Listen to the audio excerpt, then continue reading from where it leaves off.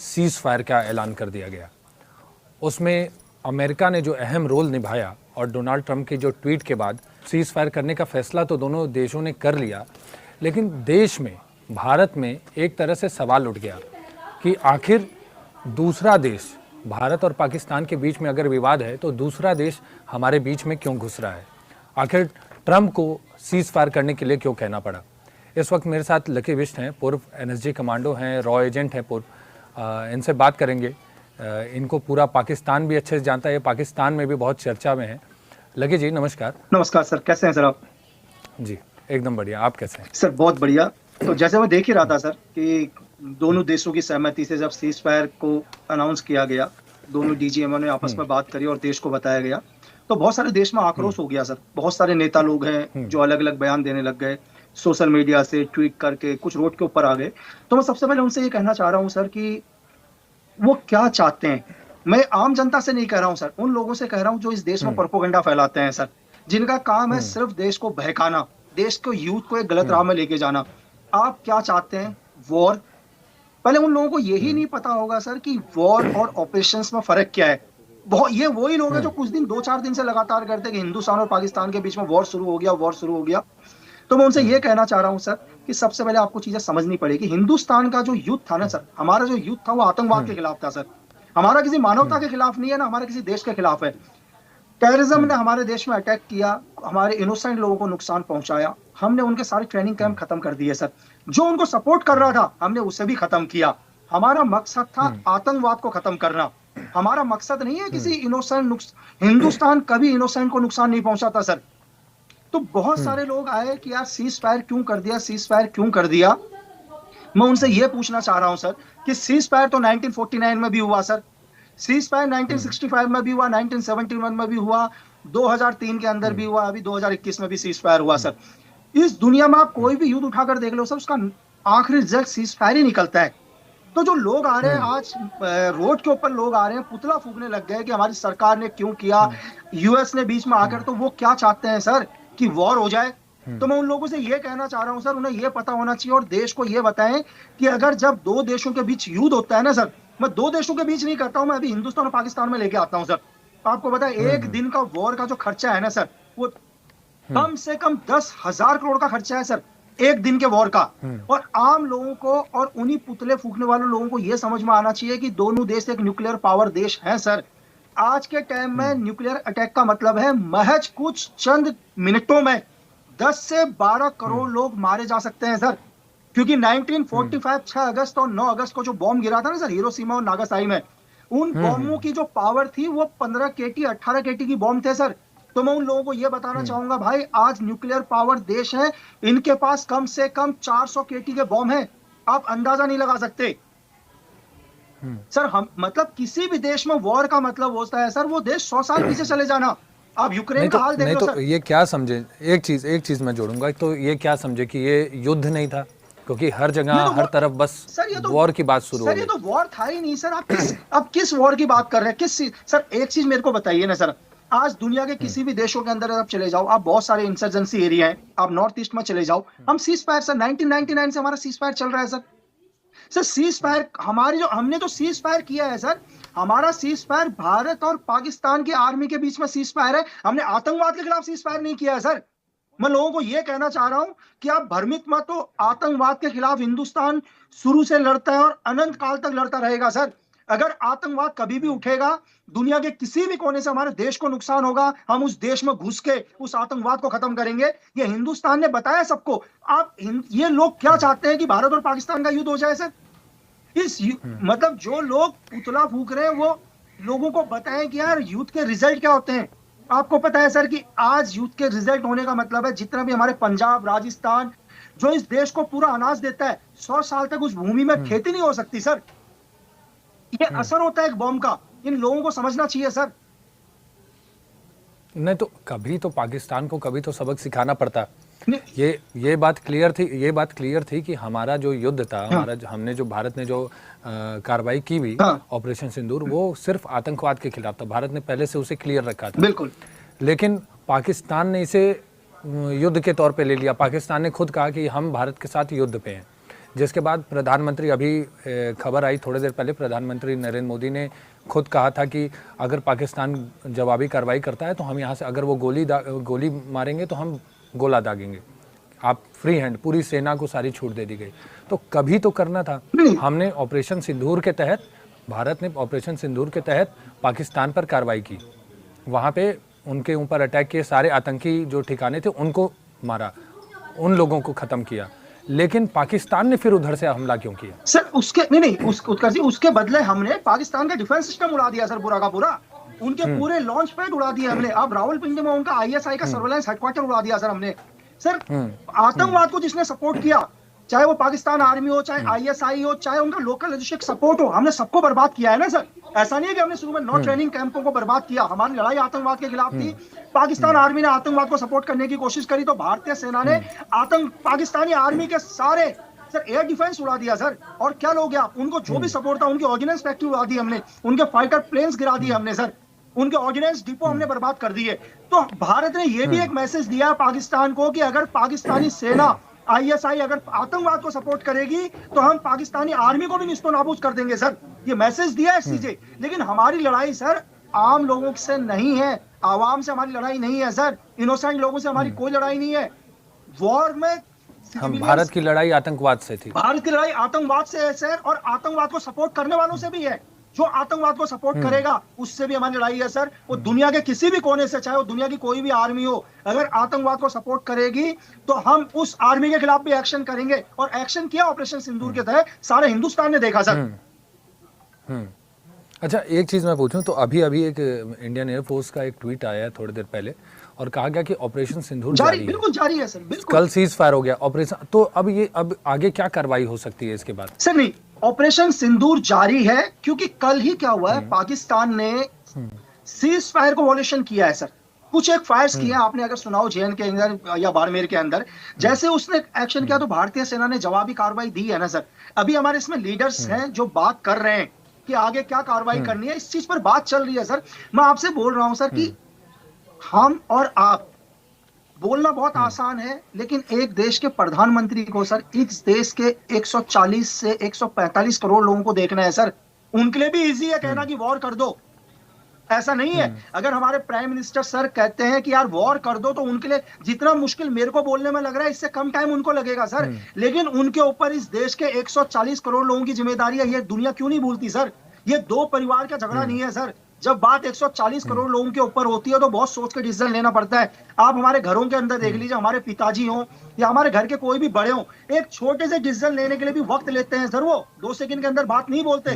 लेकिन इस देश की जब पूरे 140 करोड़ लोगों की बात आएगी तो कुछ तो वक्त चाहिए सर। इस चीज में राजनीति नहीं होनी चाहिए सर। और मैं देश से विनती करता हूं, यार आप सब चीज पर राजनीति करो, लेकिन कम से कम जब देश पर इस तनाव की स्थिति हो, एक देश जब वॉर पर खड़ा हो, बिल्कुल एलओसी पर, इस पर राजनीति नहीं करनी चाहिए सर। पहले आप समझने की कोशिश करो, अगर सीज फायर किया गया है तो क्यों किया गया है। आप ये समझो कि ये वॉर में खर्च किया हुआ पैसा यार आपके भविष्य में खर्च होगा यार। वॉर से क्या होता है, वॉर से सिर्फ लाशें बहती हैं यार, खून बहता है। लेकिन वॉर में इस्तेमाल किया गया पैसा अगर आने वाली हमारी यूथ पीढ़ी के ऊपर, युवा पीढ़ी के ऊपर करेगी तो हजारों जिंदगियां बन सकती हैं सर। थोड़ा सा समझने की देर है सर।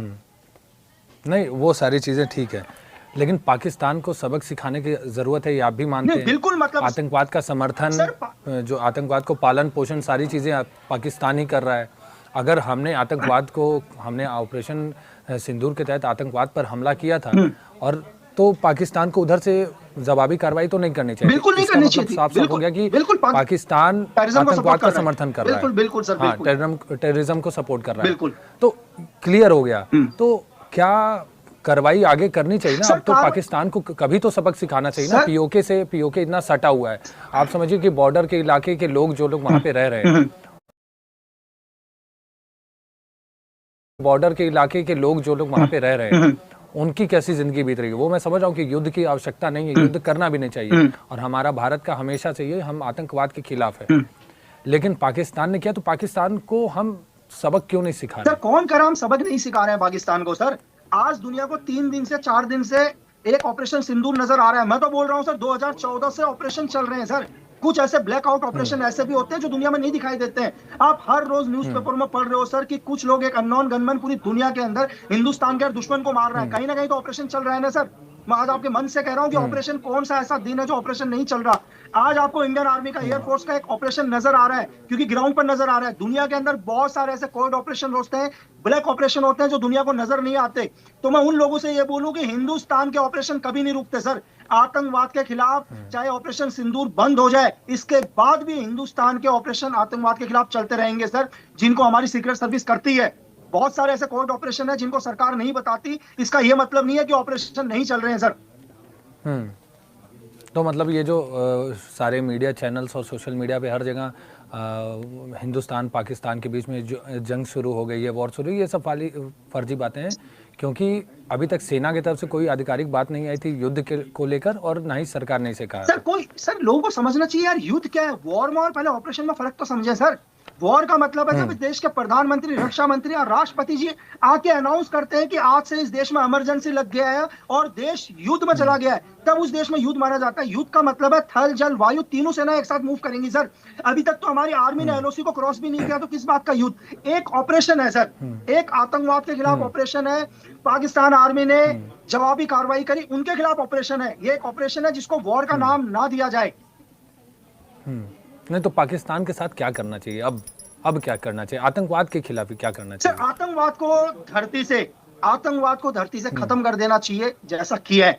और जो भी इस आतंकवाद के पीछे बहुत सारे लोग हैं सर, जो धीरे धीरे सामने आएंगे और हमारी सरकार उन्हें सामने लेकर आएगी। हो सकता है इस देश में भी कुछ ऐसे लोग हों जिन्होंने सपोर्ट किया है, उनको भी सामने लाएगा और कड़ी से कड़ी सजा दी जाएगी सर। ये ख्वाजा आसिफ हैं जो पाकिस्तान के वो मंत्री हैं, उन्होंने कहा कि अगर जंग होती है तो हमारे जो मदरसे के बच्चे हैं वो हमारे लिए दूसरी फील्ड की तरह से काम करेंगे, सेना की तरह काम करेंगे। तो ये भी कह सकते थे कि भाई हमारी जो आवाम है, स्कूल के बच्चे हैं, सब कोई कॉलेज के बच्चे हैं, पूरा देश भारत के खिलाफ लड़ेगा, लेकिन सिर्फ मदरसों को।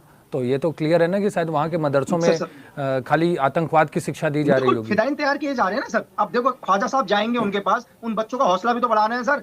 वो बच्चे भी तो सुनेंगे यार हमारे ख्वाजा साहब बिल्कुल संसद में क्या बात कर रहे हैं। इन ख्वाजा साहब से पूछो सर, कभी कभी एसी कमरे से बाहर निकले हो क्या? अपनी आधी छुट्टियां तो इंग्लैंड में मनाते हैं सर ये लोग। आप मुनीर साहब से पूछो सर, साहब मुझे इसलिए बोलना पड़ रहा है, एक आर्मी जनरल की रैंक की रिस्पेक्ट करनी पड़ती है सर। भैया कार खराब होती है तो रिस्पेक्ट करनी पड़ती है सर। नहीं, मैं ये बोल रहा हूँ कि आप तो पाकिस्तान में रहे हुए हैं ना, आप तो गए भी हैं वहाँ पे। नहीं बिल्कुल। तो आखिर पाकिस्तान की कमजोरी क्या है सर? पाकिस्तान और वहाँ का क्या माहौल है? वहाँ क्या ऐसे ही है सबको आतंकवादी, या ऐसे ही सबके अंदर जो ये है फिदाइन टाइप के लोगों को पैदा किया जा रहा है? सर बिजनेस, मैं इसको सिर्फ बिजनेस के तौर पर लेता हूँ सर। अभी क्या होता है, अभी IMF से कर्जा लेते हैं जो सारी दुनिया ने सुना, ठीक है सर। अभी क्या बोलेंगे, मुनीर जी बोलेंगे, अपने वहां के जनरल बोलेंगे और ISI चीफ आसिम मलिक बोलेंगे कि यार वॉर में इतना खर्चा हो गया, ये सारे डॉलर उनके अकाउंट में आने हैं सर। बात समझे? कितने लोग मरे, कितने लोग पाकिस्तानी आर्मी के भी तो लोग मरे ना सर, बहुत सारे। अब वो क्या दिखाएंगे कि हमने कितने कितने लोगों में बांटे हैं। एक बिजनेस है सर जिसको पाकिस्तान के आवाम को भी समझना चाहिए। ये पाकिस्तानी आर्मी आपके हाथ में कटोरा पकड़ा देगी यार सर, भुखमरी ला देगी। जब तक पाकिस्तान के अंदर पाकिस्तानी आर्मी है, वहां का भला हो ही नहीं सकता सर। वहां की आवाम कभी तरक्की नहीं कर सकती जब तक पाकिस्तान के अंदर ISI का कंट्रोल चल रहा है या वहां की आर्मी का कंट्रोल चल रहा है सर। आप उस देश के बारे में क्या बात करोगे जिसकी सरकार 5 साल नहीं टिकती सर? वहां की आवाम क्या खुश होगी सर? आप बताओ। उस देश का क्या बोलोगे जहां का एक जनरल इंग्लैंड में जाके छुपता है सर? परवेज मुशर्रफ भागकर इंग्लैंड में जाकर छुपते हैं। शहबाज शरीफ ने बात करके सारी चीजें सीज फायर कराई, उसके बाद ये सीज फायर का वॉयलेशन हो गया। तो क्या सरकार और इसमें विद्रोह टाइप का चल रहा है सेना और सरकार में? देखो सर, पाकिस्तान हमेशा देखो मैं आपको अच्छी बताऊं सर, पाकिस्तानी चीफ जनरल की हमेशा ही आप इतिहास उठा के देख लो सर, ज़ियाउल हक से आप उठाकर देख लो, वहां के जनरल की एक ही चीज होती है सर, उसको प्रेसिडेंट बनना है। प्रेसिडेंट कैसे बनेगा, मैं एक छोटा सा मकसद मैं लोगों को आपके चैनल के माध्यम से समझाने की कोशिश करता हूँ सर। एक्चुअली क्या है, इससे पहले अपने जो ख्वाजा जी हैं, तो आप मुझे ये समझे, बाजवा के पास अभी 10 करोड़ अरब संपत्ति की संपत्ति है सर। पाकिस्तान के हिसाब से मैं आपको बताता हूं कि पाकिस्तानी मीडिया बोलती है कि यार उनके पास 13 अरब की संपत्ति है। मैं बोलता हूं यार आपके बाजवा जी के पास कम से कम 50 अरब की संपत्ति है, ठीक है? उनके ऊपर कभी भी जांच हो सकती है, उन्हें भी देश छोड़ के भागना पड़ सकता है, लेकिन वही ऐसे थे जो मुनीर को जनरल लेकर आए, और मुनीर के पास भी इस टाइम कम से कम कुछ नहीं तो 15-20 अरब की संपत्ति है। अब उन्हें पता है कि यार जनरल से हटेंगे, अगली कार्रवाई क्या होगी, तो क्यों ना पूरी पाकिस्तान की पावर अपने हाथ में लेना। ध्यान से समझना सर, तो इनका काम क्या होता है, बॉर्डर के ऊपर भारत के खिलाफ एक एक्शन करना, मेरी बात समझ रहे हैं सर, एक सैन्य कार्रवाई करना। जब इनके पास ये सैन्य कार्रवाई करेंगे तो पूरी की पूरी पावर किसके पास आएगी, पावर आएगी जनरल के पास, मिलिट्री के पास तो पावर आएगी ना सर। जब माहौल युद्ध के होंगे तो डेफिनेटली पावर तो मिलिट्री के पास आनी है। तो पाकिस्तानी जनरल का सिर्फ एक ही मकसद रहा हमेशा कई सालों से, कि पूरी जंग के माहौल बना के पूरी पावर अपने पास लेके आना, तख्ता पलट करना, प्रेसिडेंट बनना, सीधा मकसद है सर, बस। तो ये जो योगी आदित्यनाथ और बाकी सब लोग कह रहे हैं कि कुत्ते की दुम कभी सीधी नहीं होती, ये सब, तो वो क्या कुत्ते की दुम यही वही है जनरल जो सारे बनना चाह रहे हैं? सर बिल्कुल, मैंने आपसे आर्मी चीफ ये सर मैंने आपको बोला कि देखो दुनिया के अंदर ये पाकिस्तानी सेना पूरे वर्ल्ड में सबसे अमीर है सर। मैं आज आपको बताता हूँ, आप वर्ल्ड की हिस्ट्री उठा के देख लो, बड़े से बड़े बिलियनर्स उठा के देख लो, तो पाकिस्तानी जितने भी आर्मी जनरल्स रहे हैं सर, ये सबसे अमीर है दुनिया में। इनके पास इतना पैसा, पूरी पाकिस्तान की इकोनॉमी इनके पास है। और पाकिस्तान वो देश है जो कर्जा लेता आपने कभी सुना है कि पाकिस्तान ने कर्जा वापस चुकाया है सर? वो कर्जा जा कहां रहा है सर? पाकिस्तान भुखमरी में आ गया, लोग भीख मांग रहे हैं सर, लोगों के पास खाने के लिए आटा नहीं है। आप कहां जा रहे हैं जितना आईएम से कर्जा ले रहे हैं? ये सारे इनके जनरल के पास जा रहे हैं। ये सारी फंडिंग आतंकवाद के लिए, और सारे ये सब अपने लिए पूरे अपने लिए रखते हैं सर, पूरी फंडिंग आतंकवाद को सर। अगर ये माहौल नहीं होगा, आप समझने की कोशिश करिए और पब्लिक को समझाने की कोशिश करिए, अगर ये जंग का माहौल नहीं होगा तो वो पैसा कैसे कमाएंगे सर? हर महीने 3-4 कोशिश करिए, अगर ये जंग का माहौल नहीं होगा तो वो पैसा कैसे कमाएंगे सर? ये तो एक वॉर है, वॉर एक बिजनेस। पाकिस्तान के लिए वॉर, आतंकवाद, उनके लिए कोई जिहाद नहीं, कोई इस्लाम नहीं, उनके लिए आतंकवाद है दुनिया का सबसे बड़ा बिजनेस। बस बच्चों के हाथ में 10,000 पाकिस्तान को तोड़ने का और ये आतंकवाद को पाकिस्तान से खत्म करने का तो क्या उपाय है? उपाय है ही नहीं सर, खत्म है ना। ये लोग ऐसे ही फंडिंग लेते जाएंगे यहाँ से। अगर पैसा बंद हो गया, अगर हम जैसे हमने सिंधु जल समझौता हमने बंद किया, वो रोने लगे पूरे देश भर में। ये जम्मू कश्मीर, जब हमारे जो शिमला समझौता हुआ था उसमें हुआ था कि भाई हम कोई समझौता जो भी है कश्मीर और ये सब विदेश या कहीं बाहर के देश जो बाकी देश हैं वो उसमें नहीं घुसेंगे, लेकिन फिर ये रोने लगे। इनको पैसे की कमी होती है, आईएमएफ इनको फंडिंग कर देता है, तो इनको हर चीज़ से तो क्या बाकी के जो देश हैं वो उनका समर्थन फिर इनको मिल रहा है सर? कहीं ना कहीं से तो फंडिंग आ ही रही है ना सर। अब एक चीज और बता रहा हूँ आपको, पाकिस्तान इंटरनल देख लो सर, चलो हिंदुस्तान को छोड़ो सर, पाकिस्तान कुछ दिन में, कुछ सालों के अंदर बलोच अलग हो जाएगा सर। बीएलए हर रोज इनकी पूरी सेना को खत्म कर रहा है। आपने दुनिया के अंदर कौन सी आर्मी देखी इसकी ट्रेन को कैप्चर कर दिया जाता है सर? वहां तहरे तालिबान खत्म कर रहा है इनको, हर रोज इनकी कॉन्वॉय को उड़ाया जाता है, इनके ऊपर धमाके किए जाते हैं। बलोच लिबरेशन आर्मी हर रोज इनके ऊपर अम्बुश रख रहा है सर। तो पाकिस्तान तो इंटरनली खत्म हो गया है ना सर। अभी कुछ दिन के अंदर पाकिस्तान के अपने टुकड़े हो जाएंगे सर, बलोच एक अलग देश बन जाए इनका। कल स्टार्टिंग में जब ये युद्ध शुरू हुआ, जब ऑपरेशन शुरू हुआ और पाकिस्तान ने कार्रवाई की, पहले हमने कार्रवाई की, फिर पाकिस्तान उधर से गोले बारूद और ये सब करने लगे, तो शहबाज शरीफ का उससे पहले एक बयान आया था जो पीएम है वहाँ के, कि भारत को इसका खामियाजा चुकाना पड़ेगा, भारत से हम बदला जरूर लेंगे। उस समय उनकी कॉलर एकदम चढ़ा हुआ था, एकदम टाइट थे, पूरे पावर में थे कि हम भाई सबक सिखाएंगे। आखिर भारत ने ऐसा क्या किया, इतना तगड़ा तमाचा ऐसे कैसे मार दिया कि भाई उनकी पैंट गीली हो गई सर? अब वो कल बात कर रहे हैं कि भाई हमें भारत से बात करना है, हम ये युद्ध नहीं चाहते। और उसके बाद भी जब ये सारी चीजें रुक गई, सबको पता है कि पाकिस्तान पिट चुका है, लेकिन जब लड़ाई रुक गई, तो अब वो कल कह रहे हैं कि भाई हम जीत गए, हमने भारत को हरा दिया, ये सारी चीजें। सर मैं आपको बताता हूँ, अपने जो प्राइम मिनिस्टर साहब है पाकिस्तान के, कोई ओलंपिक का मेडल जीत के तो लाए नहीं है सर, सिर्फ मुंह से ही बोल रहे हैं उन्होंने सर, कुछ करना है नहीं। मुंह से बोलेंगे तभी तो जनता तालियां बजाएगी सर। क्या फर्क पड़ता है 5 मिनट मुंह से बोल देंगे तो, तभी जनता तालियां बजाएगी, पाकिस्तान की आवाम वाह वाह करेगी। अगली बार दोबारा से उन्होंने बोला कि मुझे दोबारा प्राइम मिनिस्टर बनना है, ये सिर्फ बोलना है सर, बाकी कुछ नहीं करना। और क्यों नहीं गुस्सा होंगे सर? आप सोचो कि हमने उनका एयर डिफेंस सिस्टम उड़ा दिया सर, हमने उनकी पाकिस्तान रावलपिंडी के अंदर आईएसआई का सर्वेलेंस हेडक्वार्टर उड़ा दिया, हमने उनके सारे लॉन्च पैड खत्म कर दिए सर, हमने पाकिस्तान की ऑर्डिनेंस फैक्ट्री बर्बाद कर दी, हमने उनके J-17 खत्म कर दिए। पाकिस्तान को हमने कम से कम 1000 करोड़ का नुकसान पहुंचा दिया, तो क्यों नहीं गुस्सा होंगे वो लोग सर? गुस्सा उनके चेहरे में नजर आ रहा है सर। अब वो गुस्से को किससे निकालेंगे? शब्दों से ही निकालेंगे सर, शब्दों से ही बोल सकते हैं। बस उन्होंने 2 शब्द बोले कि हम सबक सिखाएंगे, थोड़ा और कर्जा लेंगे सर कहीं से, थोड़ी चाइना उनको फंड कर देगा, थोड़ा IMF फंड कर देगा, बस कुछ नहीं सर। तो इस चाइना के ही समर्थन पे ये कूद रहा है ना, जो कल चाइना ने बयान दे दिया कि हम भाई साथ में हैं, बिल्कुल उसके समर्थन पे ये कूदने लगे। बिल्कुल बिल्कुल ये उसी समर्थन पे कूद रहे हैं सर। क्योंकि औकात तो है नहीं, भीख मांग रहे हैं, कटोरा लेके घूम रहे हैं, अपने एसी के कमरे में बैठे आवाम परेशान है। आप सोचिए, आप भी वही बात कर रहे हैं, हमारे तरफ से जो भी हमले हो रहे हैं वो सटीक निशाने लग रहे हैं, उनके तरफ से वो हमले कर रहे हैं, हम हवा में ही उड़ा दे रहे हैं, कोई हमारा ज़्यादा नुकसान हुआ नहीं। हाँ, थोड़े मोड़े कहीं कहीं बम गिरे हैं, वो भी आज हमारे वो बम गिरने के बाद भी वो फट नहीं रहे हैं, हमें डिफ्यूज़ करना पड़ रहा है बाद में उसे। स्थिति तो यही है कि भाई हमारा एक छोटा सा ड्रोन, छोटा सा एक मिसाइल उनका एयर सिस्टम उड़ा दे रहा है, कुछ उखाड़ पा नहीं रहे, लेकिन फिर भी चौड़ है बस चाइना के समर्थन में। सर एक्चुअली क्या है, देखो गलती पाकिस्तान की भी नहीं है, गलती है चाइना पहले ही बोलता है कि मेरे सामान की कोई गारंटी नहीं है। सर आपने सुना ही है ना, चाइना बोलता है मेरे सामान की कोई गारंटी नहीं है, भाई तुम HQ9 लेके चले जाओ, कुछ भी लेके जाओ, J17 लेके चले जाओ, मेरी गारंटी मेरे देश तक ही है। सर तो सोचो सर, जो आइटम ही चाइना का यूज कर रहा होगा कितना चलेगा सर। हम लोग भी घर पर लेके आते हैं ना सर, बोलते चाइना के आइटम की कोई गारंटी नहीं है। तो जो एयर सिस्टम वो चाइना का यूज कर रहा है, फाइटर विंग चाइना का यूज कर रहा है, अम्युनिशन चाइना का यूज कर रहा है, आर्म्स चाइना का यूज कर रहा है, कितना चलेगा सर। और एक ने मेरे से क्वेश्चन पूछा अभी, शायद कल परसों में किसी ने क्वेश्चन पूछा कि लक्की जी इनके मिसाइल नहीं फट रहे हैं, आके वैसे ही हमारे को डिफ्यूज करने पड़ रहे हैं, आप भी यही बोल रहे हैं, तो वो क्यों? सर मेरे से ये क्वेश्चन के बजाय मैं कहता हूं पाकिस्तान के आवाम को ये क्वेश्चन पूछना चाहिए, वहां के आपके chief of army staff general साहब से कि साहब ये एक्सप्लोजिव क्यों नहीं फट रहा, इसके पैसे किसके अकाउंट में गए?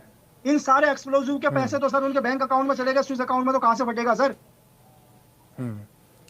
दरअसल ये सब बड़ी गद्दी पे बैठ के बस आवाम को, पाकिस्तान के आवाम को पागल बनाए पड़े हैं, सारी फंडिंग ले लेके अपने बैठ जा रहे हैं, युद्ध की कगार जब आ रहा है तो रोना रोना शुरू कर दे रहे हैं। बस मैं हिंदुस्तान की जनता से एक ही चीज कहना चाहूंगा आखिरी में सर, कि प्लीज इस देश की जनता, इसने पूरे इस तनाव के माहौल में हर देश का युवा, पूरा देश एक सिपाही बनकर खड़ा हुआ था सर। हमेशा ऐसे ही रहना है, एकजुट रह के रहना है, प्रोपेगेंडाओं में नहीं फैलना, न्यूज ये ट्विटर्स ये फेसबुक जो भी चलते हैं इन पर कोई बिलीव नहीं करना, ठीक है।